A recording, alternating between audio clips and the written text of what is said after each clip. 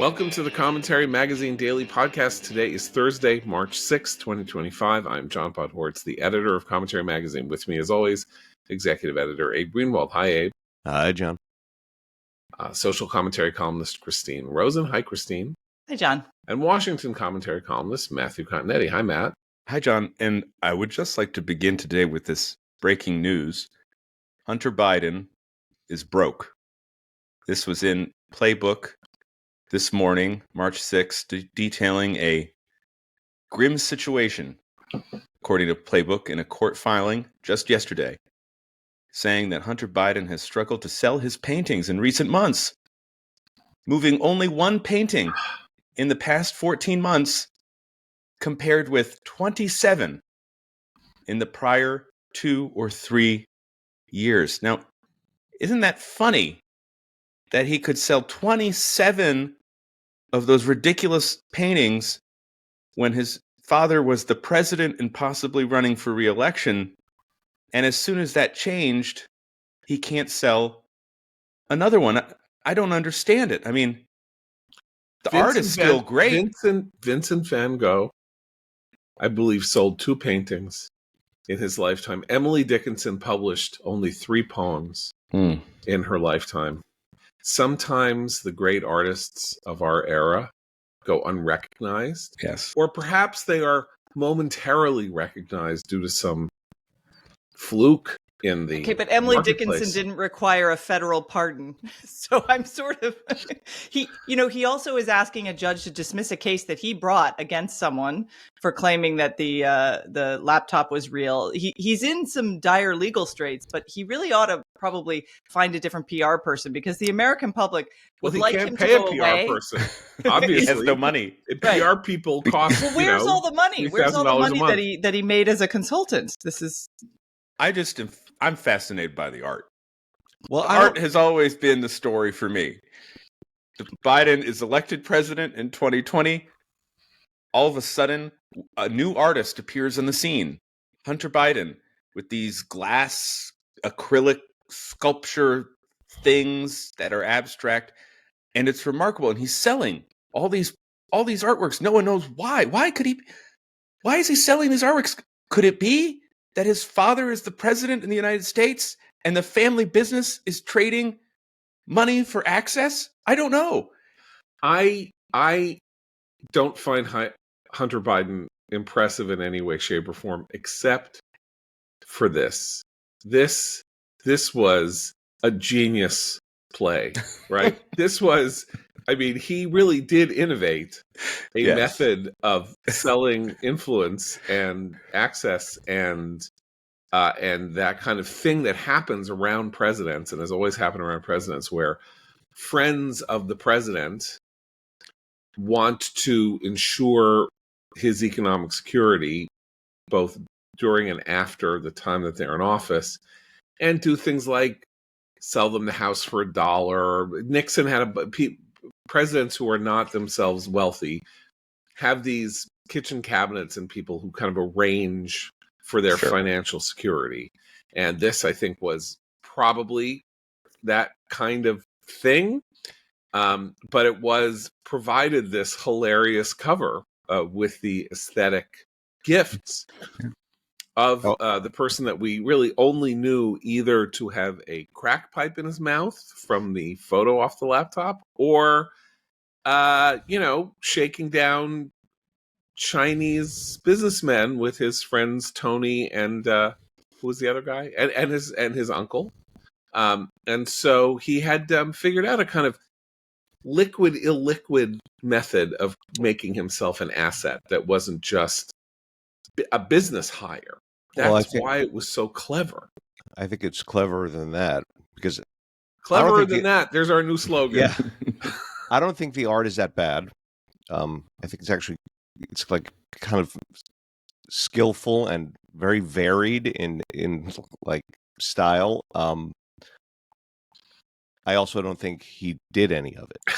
That's my. That is clever. Yeah, okay, that would be Milli Vanilli. Yes, the Milli Vanilli. Yeah. Well, it's the workshop. It's the Hunter Biden factory where his minions actually create his his conceptions into reality. Yeah.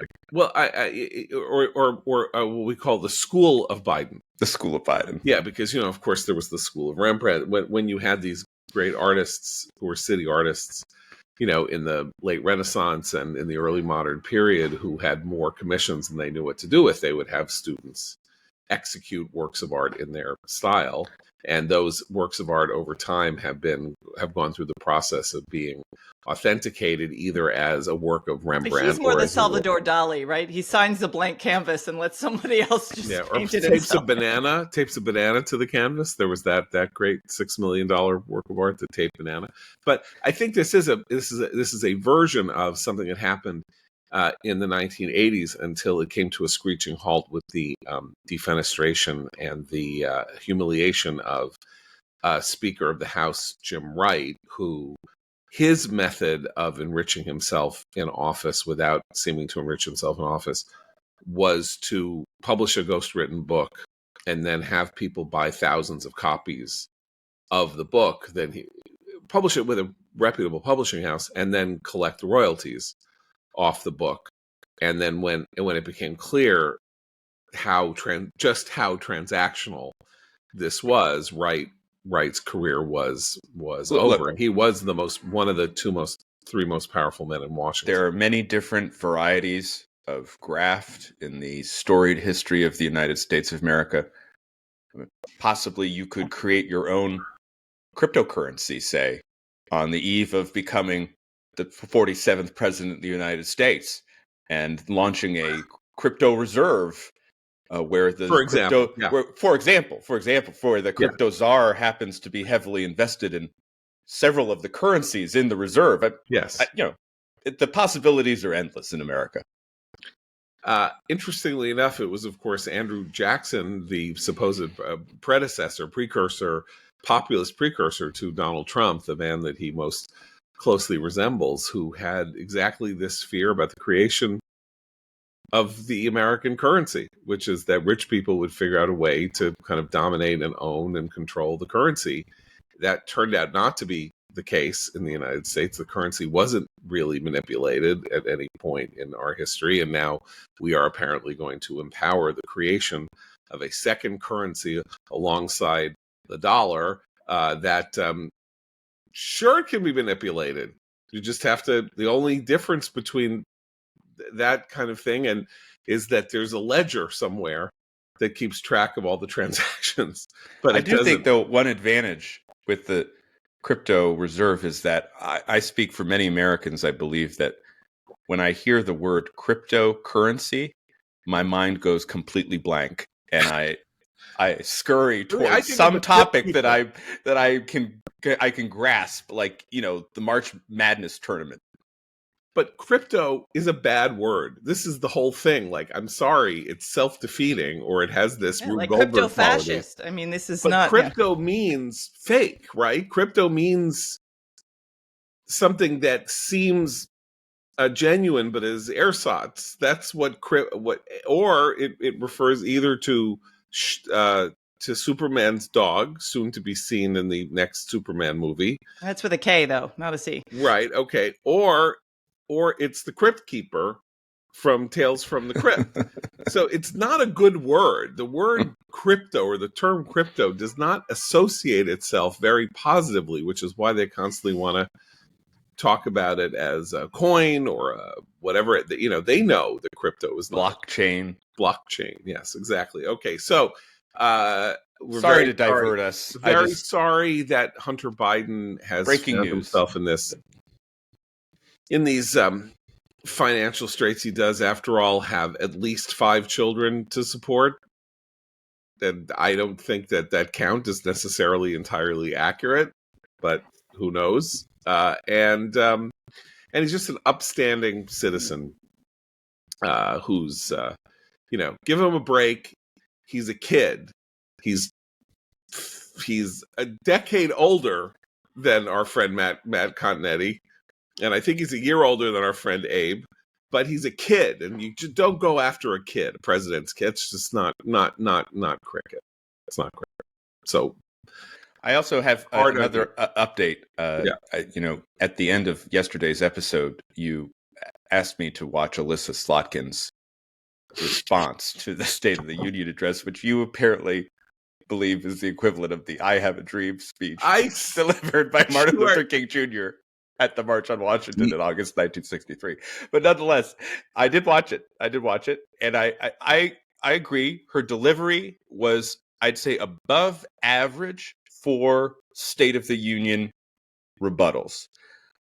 However, the content I thought was not persuasive at all. And I actually think it's nice to put Slotkin and Hunter Biden together in this sense, which is poor Alyssa Slotkin. Sorry, Alyssa, but where were you for 4 years, right? All of a sudden, oh, with this inflation, what are we doing about prices? Well, that wasn't the tune the Democrats were singing for 4 years. Or the border, the same thing. We really want and demand secure borders. Well, you know what? Trump has shown that the president could have closed the border at any time since spring of 2021. That is one of the lessons of this first 6 weeks. And on foreign policy, for sure, there are significant differences, but I think that's revealing as well in that when I listen to Alyssa Slotkin, she sounds like a kind of national security Republican from about 25 years ago. And I have deep sympathy with that point of view. At the same time, politically, not the best saleable point of view. That worldview was kind of rejected repeatedly by the electorate, and so I think this puts the Democrats again in a weakened position in the spring of 2025. Even if her delivery, yes, it was better than Marco Rubio reaching for the glass of water or speaking from the kitchen. I sort of liked that she sounded like an earnest special guest speaker brought into your high school civics class for a little while. It's like, oh, I like I sort of like the tone. I like the whole look. But the contrast with how the Democrats themselves behaved, and I mean, look, Trump was fairly unhinged during many moments of that speech, but their behavior contrasted with the official response is very disconcerting, because the Democratic Party needs to figure out which lane it's going to be in here. Is it going to be the, T-shirt wearing, sign waving, pink beclad resistance again? Or is it going to be Slotkin trying to find that middle? Because they haven't decided what they're going to do yet. And that schizophrenic approach is going to continue to confuse voters. I don't even think that there is a question here. Let's say that Slotkin and Fetterman, Fetterman's the real deal, and Slotkin may just be kind of... except he voted against the No side. Men and Women's Sports Act. Right. I will continue to point that out. But I mean, Fetterman is a genuine iconoclast. Let's just say, for the most part, you're not going to be on the board and on Israel. And by the way, Israel, I don't think came up in Slotkin's talk, and that's right. We know that she has very complicated views on that subject because of the state where she comes from. That is an important point. Alyssa Slotkin herself, Jewish, though interestingly enough, the family fortune made. Here's a great detail for you, because her family invented ballpark francs and sold them at Tiger Stadium. In Detroit, and they were. It was decided that the ballpark franc was the most delicious of all the francs available in Major League, and they began exporting the ballpark franc to other ballparks, and then it became its own thing. So she's Jewish, made a non-kosher product, got very rich, or her family got rich. And yes, didn't mention Israel, which we're going to get to in a minute. Yes. But I don't think there's any question that the T-shirt wearing, sign holding, upping, AOCing, Pocahontas, screaming with the cane is the party.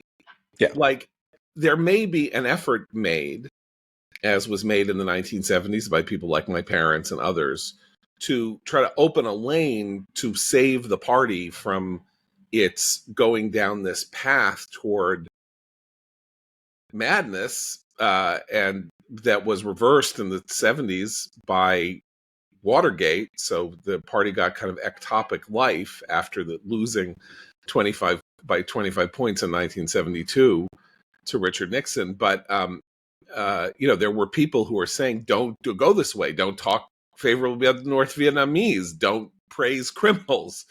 Don't go soft on crime, deal with social disorder. Don't be friends to drug, don't market drug use culturally and all of that, and it didn't work. And so people eventually had to either move to the left or move to the right. Like there was no place in the center once all that was done. And I think you're going to find that too. If you had to bet, would the candidate in 2028 for the Democratic Party be an Alyssa Slotkin, or will it be an Alexandria Ocasio-Cortez? And you would be nuts to bet on Alyssa Slotkin, whether or not she got the gig. I think that depends on 3 more years of second-term Trump, to be honest. Well, it does, but the worse Trump does. Okay, here's the thing. Either the worse Trump does, the stronger AOC and that wing will get, because Trump's efforts will be self-defeating. The stronger Trump gets, the idea that the party needs to present a contrast, not, can't out-Trump Trump, means they'll have a Mondale or whatever. I know Trump isn't going to be the candidate in 2028, but you know what I'm saying. Like there's a either path would not seem to lead inexorably. Go ahead. I just think Trump's presence for 4 years will drive them more toward the fringe. I mean, right. Whether he does good things or bad things, he'll do Trump things, which will make them more like they were. You'll have J.D. Vance being a mini Trump, and you'll have Elon Musk or whoever succeeds Elon Musk as the villain of the month when Musk goes back to his actual profession, and somebody else will arise, Kash Patel or some assistant secretary. It's like they have a counter squad to contend with now. Yeah, exactly. So, but I do want to say one thing to all of you and to our listeners, and that is Shalom Hamas. Donald Trump did something extraordinary yesterday, and it was interesting because there was a lot of talk in sort of pro-Israel circles, distress yesterday, Wednesday, in the morning, and after the joint address to Congress, that Trump had soft-pedaled or had done very little to talk about the hostages and the war in Gaza. And then news stories started emerging that there was talk that we were putting pressure on Israel to negotiate directly with Hamas. One sentence statement from Bibi Netanyahu's office said, "We have made clear our views on negotiating directly with Hamas." That's all that was said. And we did learn later in the day that the United States, in a break with most protocol, though not all, is negotiating directly with Hamas. Can we spend a minute on that? Because if someone from the Biden administration was doing that, we would have pretty strong opinions. What do we generally, is that, I understand Trump is the disruptor of all things previously considered diplomacy, but why is he talking directly to Hamas? Why is this administration doing that? So if you take what Witkoff is doing, together with Trump's meeting with the hostages and the statement that he made after, I think you have to put them together. If we were negotiating with Hamas with no preconditions, or we were negotiating with Hamas with no firm view to go in, except what sort of like, if we're negotiating with them the way we seem to want to negotiate with Russia over Ukraine, that would be terrible. If Witkoff is saying, you know what, this whole thing where we're waiting for Qatar to talk to Hamas, and it takes 3 days for them to get the carrier pigeon with a response and all of that, I'm done with that. We're going to them and we're saying, you get all the hostages out, or we are unleashing the Israelis on you and you're all dead. Is that a bad negotiation? No. If that's the negotiation, that's the negotiation. If they're offering Hamas what Trump did in the Truth social statement, was say, all the hostages and the bodies out now, or you're all dead. You want to live? You'll do this. You don't? We are letting the Israelis loose on your ass. And that's it. There's no middle ground. So live or die. Do we think he spoke to Netanyahu before we started this direct negotiation with Hamas? That was the question I had. Was this something the Israelis knew about, or? I mean, we don't know. Trump negotiated with the Taliban. Yeah. He doesn't care. He was going to have the Taliban. Taliban come to Camp David. Camp David on 9/11. You know, one detail about the truth to Hamas, John. Something you had said when Trump called Zelensky a dictator was that, well, what happens when you really have to call a dictator now? Doesn't it it sort of waters it down. It sucks it of meaning. When he called Hamas sick and twisted yesterday, I actually thought, well, that would be nice if he didn't expend words like dictator on people like Zelensky. Actually, it was it's a small point, rhetorically less effective because he throws things around. He throws terms and insults around. Okay, but the terms and the insults, I think, here are less important. The question is what happens now policy-wise, which is to say, Trump just said, enough, we're done. You let everybody out, including the dead bodies. What kind of sick and twisted people hold people's bodies anyway? What's the matter with you? He said, Hamas, basically, I'm throwing you a lifeline for your own individual survival. And interestingly enough, sent a message to Gazans who might be holding hostages in their homes privately. Because he said, let them go or you're all dead too, basically. So it was a double message to Hamas, to other groups in Gaza, if there are other groups in Gaza holding hostages, and to private citizens who have been given these hostages to house. That's a new thing because it's specific. It's not just you let everybody go or we'll unleash hell. He's like, I'm telling you right now, maybe we'll find you a way that we can let you live. And I'm also intrigued by the fact that there are still Hamas leaders living in the Four Seasons in Doha. Maybe they've left or they're somewhere else. Israel knows where every single one of those people is. Don't be fooled. Like, if they can take somebody out in the middle of Tehran, they know where the Hamas political leadership that is not in country, right? The only real major leader of Hamas that is still on site is Yahya Sinwar's brother. They just eliminated the head of Hamas in the West Bank, Israel. I think Trump's message is, you're also not safe, guy in the hotel suite. Remember, this is Israel. They spent 3 years going after every single person who committed the atrocity of the Israeli athlete slaughter in Munich. They have a history of making sure that everybody understands that if you engage in this war, there is a target on your back for the rest of your life, and they're really good at executing that. So if Hamas is scared, then Witkoff goes to them and says, okay, we're negotiating the terms. You all come out of a hole. You'll go through the Philadelphia corridor and into Egypt or something like that, and you're out. You and whoever else, and all the hostages are coming first. And we're not even negotiating. That's not even a negotiation. That's sort of what Trump was saying. The problem now is there a timetable? And the person who has to put the timetable on it, which is a Hobson's choice, is Netanyahu. Netanyahu, building on what Trump said, we want all the hostages out in 96 hours, or we go.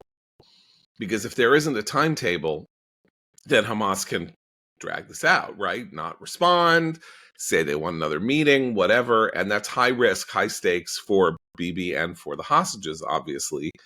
I think it's very clear that anybody who believes at this point that, Bibi wants the hostages to remain hostage because it's helping him politically or whatever, he is as tormented as everybody else is in Israel. He wants the hostages home. It has torn the country asunder. The release of the hostages over the last month has only whetted the emotional appetite of Israelis to say they're being tortured in there. We have to get them out, and we don't have the Entebbe option. Because when we tried the Entebbe option, the 6 hostages were murdered just as the Israeli special forces were getting to them in the tunnels. This is the only way we can do it. And on the other hand, he also has to destroy Hamas and finish this war. So at some point, and he is not a risk taker. This is the great misunderstanding of Bibi Netanyahu. He is not a risk taker. He is a very prudent, calculating, and somewhat timid person where these kinds of, showdowns comes. But Trump has put this in his court. He has to say, date certain, or we're moving, because America's not going to move. This is not an American project. The military response is an Israeli project. solely. Hasn't this been Trump's message for a while now, though? We have the Mara Gaza plan. Right. We have the Hamas, all hell will break loose if you don't get with the hostage release. Now we have Shalom Hamas. It's time to go release the hostages or else all hell will break loose. It's a consistent message from Trump that basically he hates Hamas. He wants Hamas gone. He wants the hostages free. But then when he's asked about it in follow-up, he'll say, Israel needs to do what it needs to do. Well, there's two things. Like, one is that the you're going to let the hostages out or we're going to unleash hell did lead to the 3-phase plan that got, however many hostages out in exchange for Palestine. So that's before the inauguration. So that worked. Right. And he left it vague as to who was going to unleash hell. Remember, when he said unleash hell in the week before the inauguration, and people said, are you saying you're going to do it or Israel's going to do it? He's like, we're going to unleash hell. He didn't say this is not an American project. He effectively, in this statement and things he said, Israel's going to go. We are giving Israel everything it needs to wipe you off the face of the earth. That's what the truth said yesterday. We are fully behind Israel in every way to do what it needs to be done, right? Meaning, if Israel says they've got to wipe out Khan Yunis, and there are civilians there, go ahead. If Israel says they have to drop 2,000-pound bombs on Rafah because that's where they think the leadership is under in the tunnels, they can do it. They can do whatever.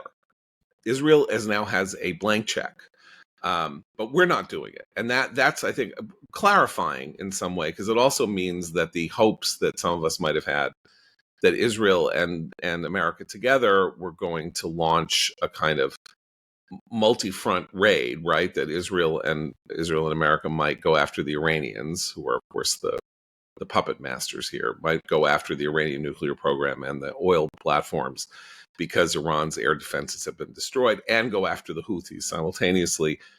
That's not what we're talking about here. This is about Hamas, Gaza, and the hostages and ending that war. And so it's limited, it's focused, and it has one variable, which is, when does Israel say enough? Now, if it works, there won't have to be more war. If it works and all the hostages are released and Hamas agrees to the Witkoff terms and leaves Gaza and Israel, gets all the hostages back, then essentially phase 2 and phase 3 have been met, But he didn't say exchange of prisoners, anything. He's like, hostages or Israel destroys you. Right. So it is new. It's new in that. I mean, not that these things that Trump is a nicety follower or that we should be Talmudically studying the difference between this statement and others. He is Trump, and he did issue it after meeting the hostages in the Oval Office. And if you've seen the picture of the hostages with Trump, I just think it's important to recognize the continuity here, and also that the kind of the delegation to Netanyahu, it's really up to him what he wants to do. And Witkoff is there trying, I think, primarily to get the American hostages out. That would look very differently in a world where Hunter Biden's art continued to sell at a nice steady clip. And throughout all of the foreign policy debates of the last week, I've just always kept in mind that had the election gone the other way, Israel would now be in the position that Ukraine finds itself in. In fact, it would be in an even worse position, because Ukraine has Europe and Israel elite intellectual support behind it, even as the Trump administration is trying to force it to the table.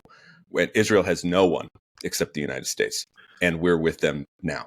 We also, I just want to bring into this, there's a domestic component here where Trump, I hope, will do something more. There's obviously glimmers of this, which is we're seeing again on campuses like Columbia University, an outbreak of more pro-Hamas behavior by students. The president, an effigy of the president was hung yesterday in these areas. And you see these administrators earnestly coming in and saying, all need to go home. There was even a bomb threat and they refused to leave. It turned out not to be a real threat. But I wonder, he's got this task force through the Department of Education. At the same time, we have an executive order coming out today, according to the Wall Street Journal, that will lead to calling for the dismantling of the Department of Education.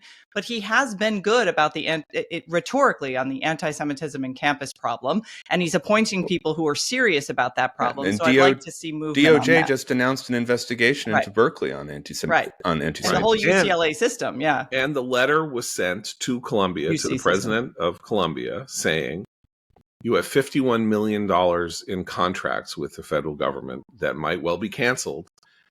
And that's that tranche. And then there's kind of like $5 billion that is at risk in some other fashion. I don't quite know what that might be. And there are, of course, various things that can be done. One very broad, stuff that's very specific, like Title VI violations of the civil rights of Jewish students to go to class and to be free of harassment. We and just there are had another lawsuits incident already filed under that statute. Had another incident last night at Ohio State, at the Hillel at Ohio State, which I don't know whether that is geographically considered part of campus or not. Some Hillels are on campus, some Hillels are not on campus, and where it is geographically would matter for the Title VI action against the university for not intervening. Yesterday, Barnard, because of a bomb threat, did clear out a sort of an internal encampment at the library, but arrested 2 people and let 40 or 50 just walk out without being booked or having their photographs taken or anything like that, which could then be seen as could be used in testimony, not in civil cases and in other cases that they did not take this seriously. Then there's the really big thing, which is a big thing in general, which is the question of whether or not this is used as a wedge to say that tax policy needs to be changed and that the endowments of these schools need to be subject to taxation, that they're no longer treated as nonprofits, that they're all hedge funds, and that they are, hoarding money, and that their behavior is no longer, we no longer see them as requiring the protection of the nonprofit status that they have in terms of taxation. Now that you couldn't do it simply and solely and you shouldn't, because politically I think it would be a killer issue, to be honest, to say, Harvard's got $50 billion, Yale's got $35 billion, Columbia has $17 billion or something like that. These schools all over the place all total, $250 billion in untaxed whatever. And so that's done. Like, you're just not. Republicans are going to be searching for revenue as they build out the one big beautiful bill. And we've already spoken about kind of the political dangers of cutting too much from Medicaid growth in the years ahead.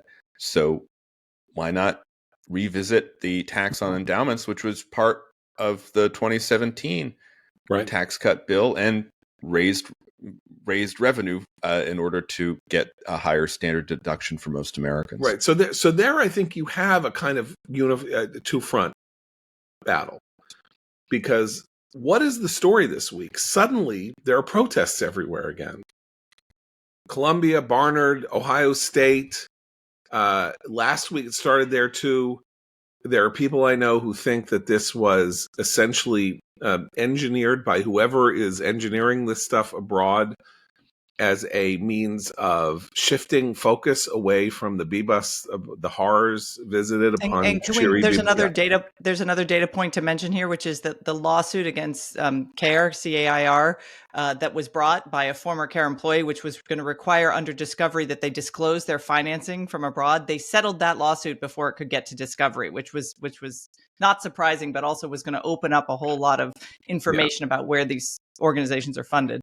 And that, by the way, is also a very big issue. It's Danielle Pletka, your colleague at AEI, wrote a big piece for us last June, July, August, about how to confront methods and strategies for confronting anti-Semitism in the United States. And one big issue is exactly that money is going to NGOs and nonprofits that are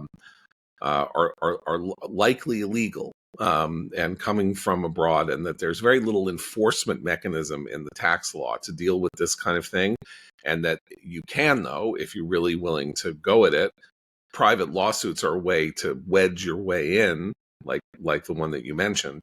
But that's another front in which Treasury and the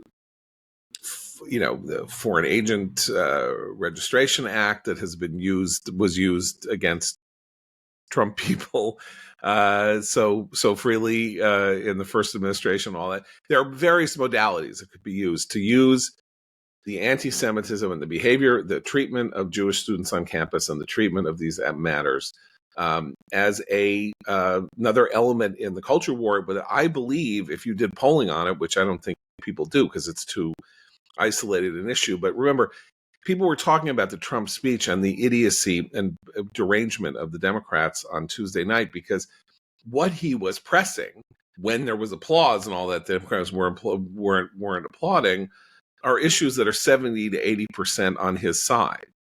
And so it wasn't just that he was, demagoguing or doing whatever, or being, it was that he was doing so with gimme issues, with softballs across the plate, and that Democrats were like falling into a trap, not clapping, for the wife of a murdered police officer, for girls having to play sports against biological males and stuff like that. I think that this probably is pretty close to being an 80-20 issue if you actually get there. Do you want universities to harbor and support supporters of terrorism against Jews? That kind of thing. You think that's not 80-20? I'm guessing if that's how it's framed, but that's not how it's framed. It's framed as a free speech issue. Yeah, Americans are really, really concerned about free speech. I'm just saying they're not. They don't care about free speech. So I don't know why they would suddenly care about free speech. But that's an incorrect framing as well. At the end of the day, it's about conduct and behavior and harassment. Yeah, it's a totally false framing. I agree. When you present voters with the images and the stories, it's 70-30. Yeah, I mean, Hamilton Hall, they're throwing, they're throwing fire extinguishers at cops. There's footage of that. Like, that's not. Oh, that's speech. You know what I mean? I'm just saying. They're on the back foot. Not on every issue, though. Not on the economy. He's the recent Ipsos. No, polling. I'm only referring to this. I mean, I'm only referring to this. I'm not because on Ukraine and on the economy, the American people are actually not with him right now. They're right. No. Only in relation to the question of whether or not there is running room for him to make major hay, or in the administration to make major hay out of this domestic matter that affects relatively few people. We're only talking about like Jewish students on certain campuses. It's not a mass issue. And, Jews are concerned about it, but Jews are not like part of the Trump electoral coalition and all that. But it is, I think, a growth area. It is an exploitation opportunity. But this is why his movement on destroying the Department of Education is important, because that's going to distract from even these smaller issues. Whether this is possible without getting Congress on board, when Linda McMahon testified for her confirmation hearing, she signaled that Congress would have to be part of this process. But dismantling even Ed, which is the smallest agency in the cabinet, it's going to be a process that requires it's going to bring in a lot of litigation, and Trump just got smacked down by the Supreme Court. The question of what the goal is in destroying in getting rid of the Department of Education, which has long been a conservative goal, needs to be articulated a little more clearly by this administration. I know that destroying the Department of Education is this wonderful campaign thing that he ran on, but how that is going to happen in practice and what that will mean for efforts to fight anti-Semitism on campus, the Office of Civil Rights' job, all these things are important. Yeah, I mean, I don't think he's destroying the Department of Education. He wants to close it. He wants to create a plan to close it. And the experts that I speak to at AEI say that you can close it. A lot of will happen is that different functions of the department will go elsewhere in the federal to other government, places, and right? So I don't think that it will necessarily interfere with some of the investigations into campus anti-Semitism. But Congress has to be on board with this. Like they Right. have to, some of these are statutory, Yeah, well, that's the story of our lives, isn't it? Yeah. I mean, that's every aspect of what Trump is doing. The problem here with of executive course, power is that eventually Congress will have to become involved. Yeah. I mean, the problem here is that you're talking about things that need to be done if you were like looking at the federal government as a, you know, as a body on a surgical table, and there were these tumors that you wanted to excise. You need to use a scalpel and not a hatchet, right? You have to. There are sources of their blood supply. You need to make sure cauterized or redirected or something like that. This is true of USAID and other things too. It's like you don't want to not fund PEPFAR. You don't want to not fund anti-malarial things because those do have worldwide global implications for us. Like you don't want there to be a giant outbreak of malaria because there is no way to prevent that from coming across our shores. And so that money is well spent, and Rubio is now, of course, effectively in charge of USAID. So getting the programs that are good while you eliminate the programs that are bad, including at the place of the Department of Education, is a very surgical task. And that's where we have reason to believe that the administration is uniquely ill-suited to doing this, because Trump is like the opposite of a surgeon, and clearly Musk is the opposite of a surgeon when it comes to these sorts of things. Yeah, I mean, there might be some potential conflict between Doge and the Trump administration's education team. Closing the Department of Education, as Christine says, has been a goal of the Republican Party since Ronald Reagan's presidency. And Reagan, since a year into its creation, Reagan initiated the process of closing it, but was eventually rebuked by Congress and stopped. So there have been a lot of scholars in the education policy space who have thought about for some time, well, what would this look like? What would we do? Which offices would go elsewhere? Shouldn't DOJ do the civil rights stuff, right? I mean, so that's one side. Then you have the Doge approach. And the Doge approach, it seems, is the kid shows up and he says, let me see the payment system. And he does search and replace for DEI, for gender.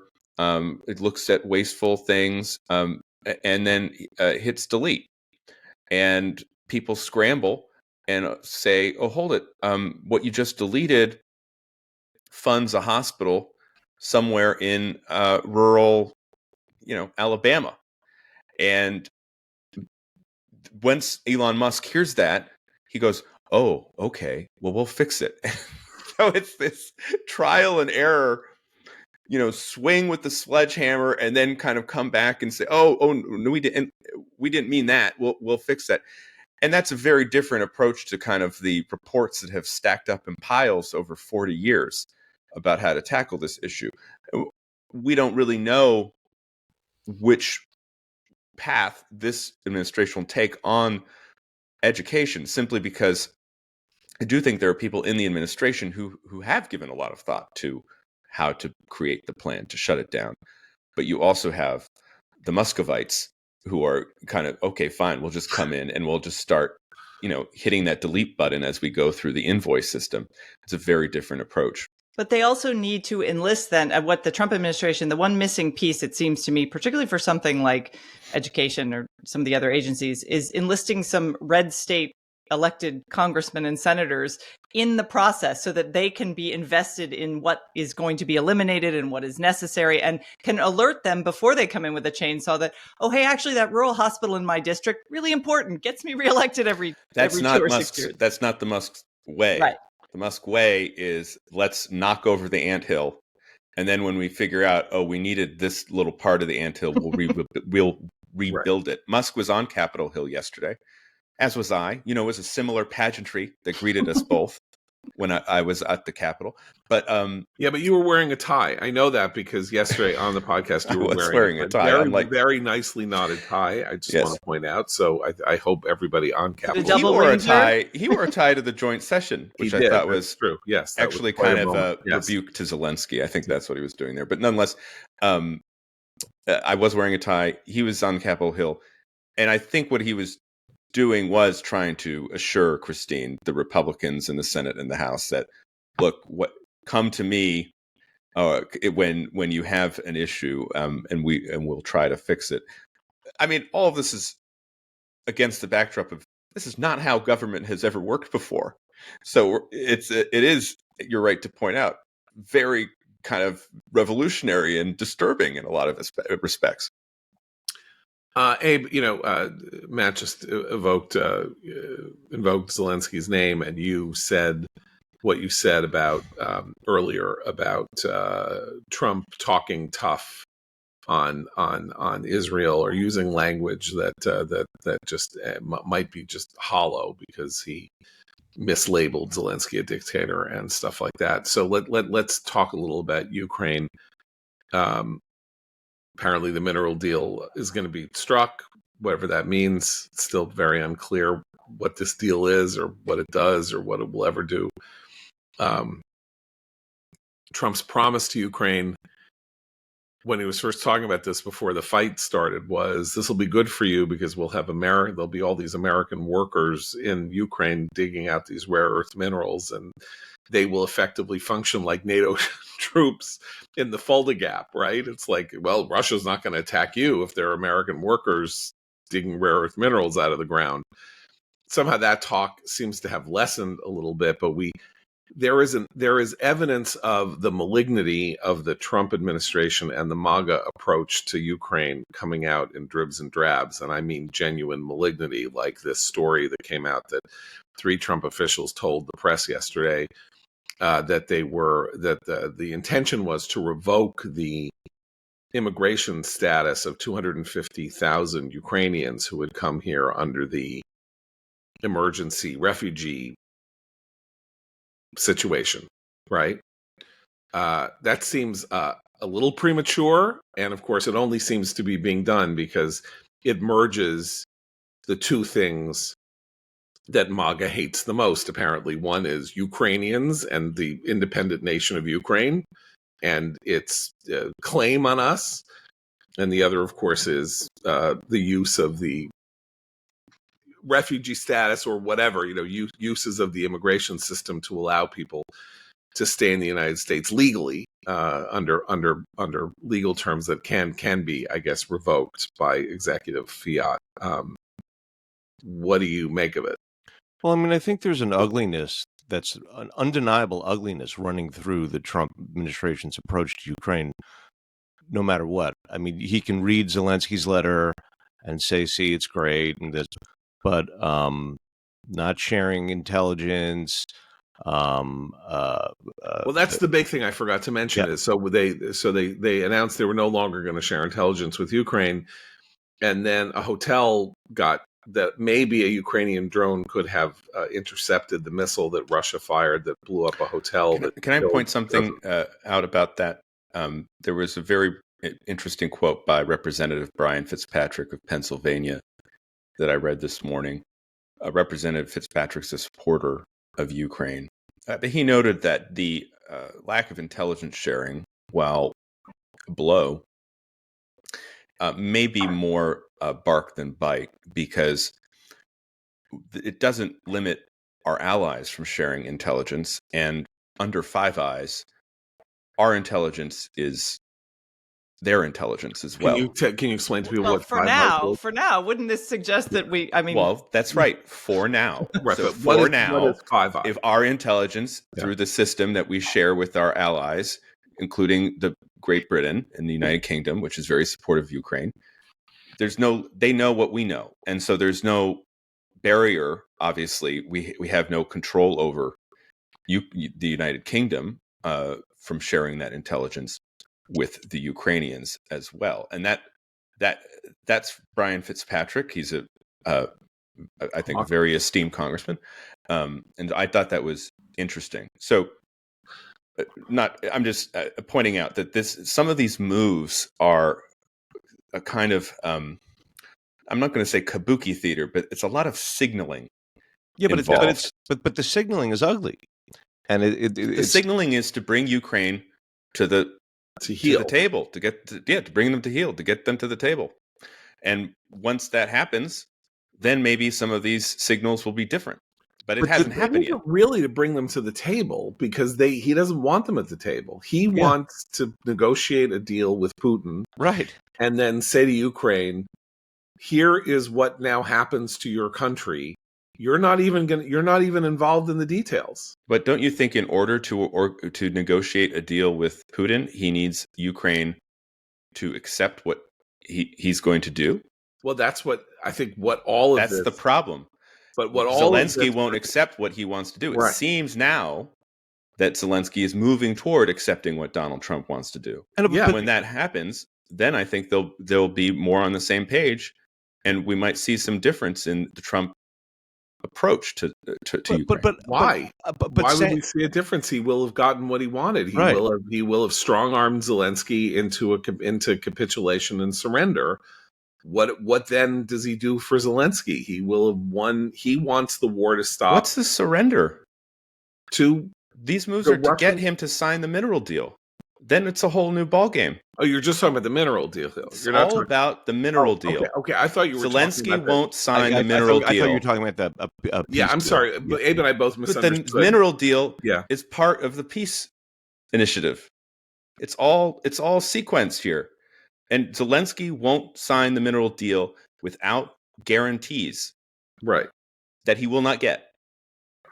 And so, until he recognizes that, and I think he's just beginning to recognize that he needs to just sign the deal, so then see what happens next. We're in this limbo. No, but Zelensky has understood for a while now that he may be forced to do this. He said that weeks ago. He said, I would like guarantees. There are no guarantees in it. If it turns out we have no choice, and we're going to have to sign the deal. It's not like he's not known this. So Trump it's one thing to say bringing him to the table, but in truth, he's just forcing him to accept whatever Trump and Putin have come together to impose on him. That's not really bringing him to the table.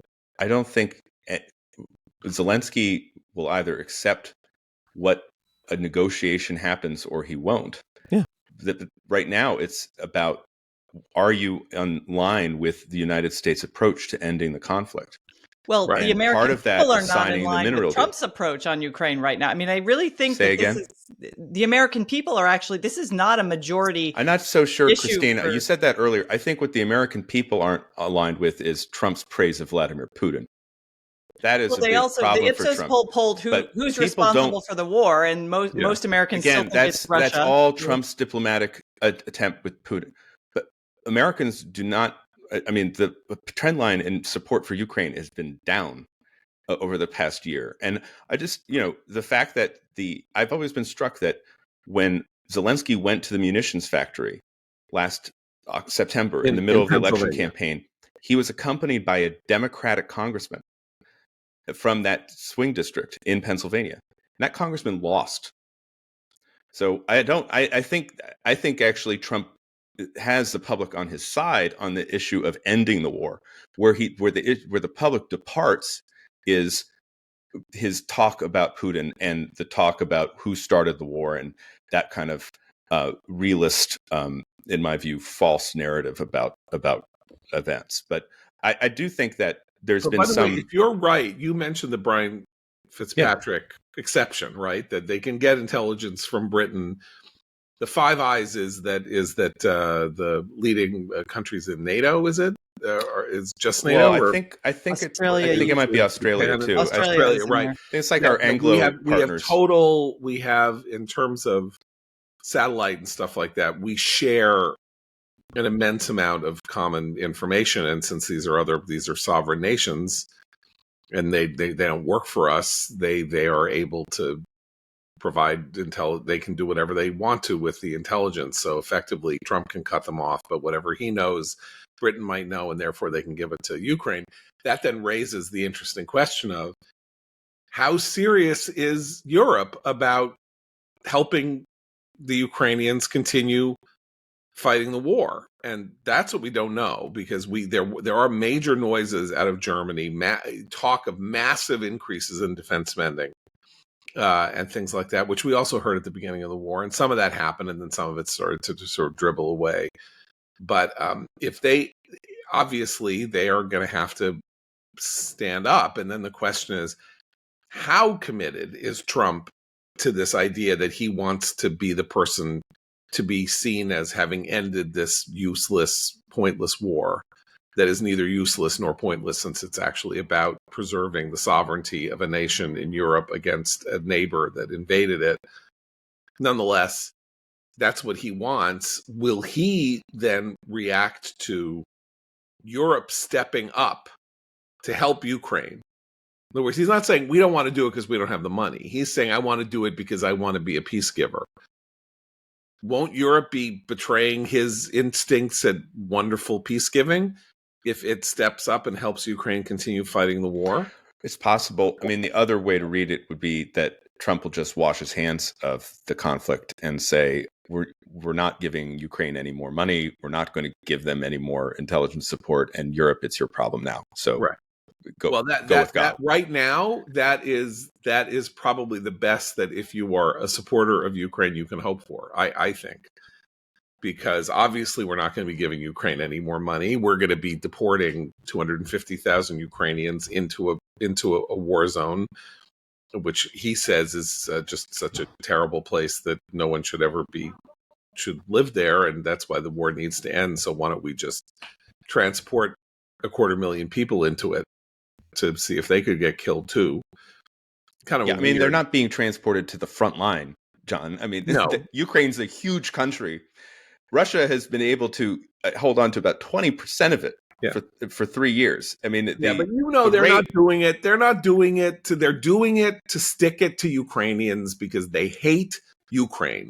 They've gone from being annoyed with Ukraine. I think your first premise that this is all about ending refugee policy in the United States is probably more likely. But it dovetails. It just happens to dovetail with the fact that we've accepted many Ukrainian refugees, as we should have.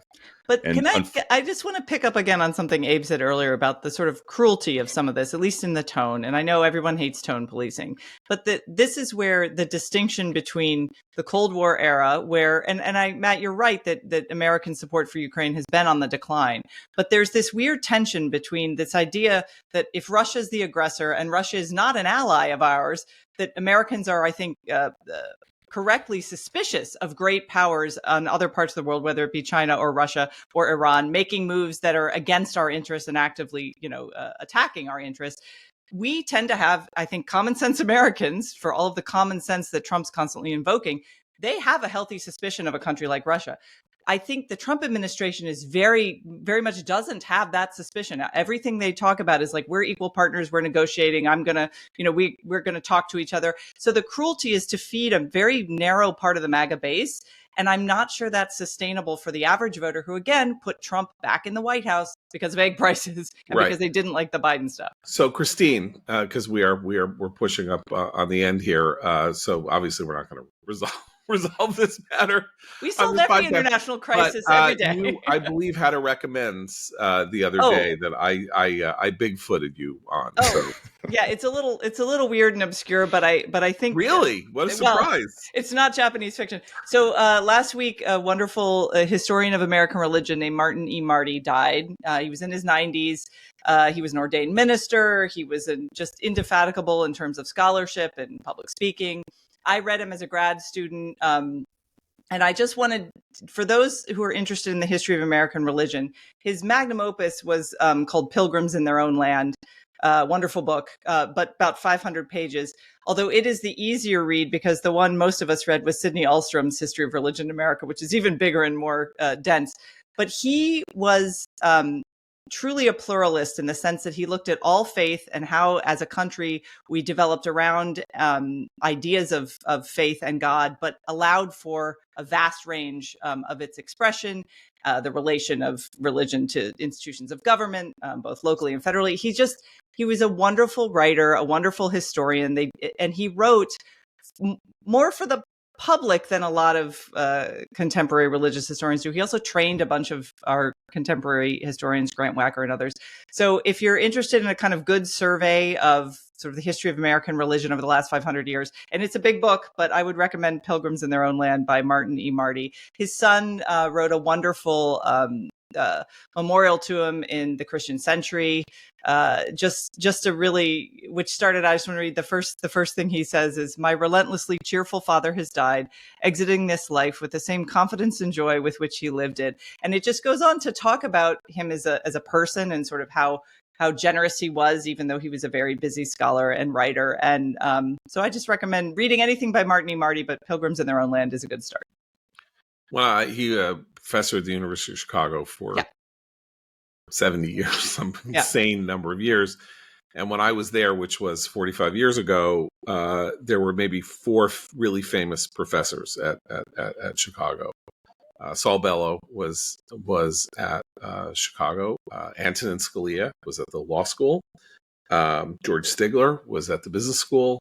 And Martin Marty was at the divinity school. And he was, in terms of campus fame or whatever, or in terms of the kind of the distinguished nature of the University of Chicago education, he was one of the big 4, big 5 that was the selling point to the school, which is like, you may think that Harvard's better than University of Chicago, but look who we have compared to what they have. Anyway, so and that was 45 years ago. Like, he was a legend even then.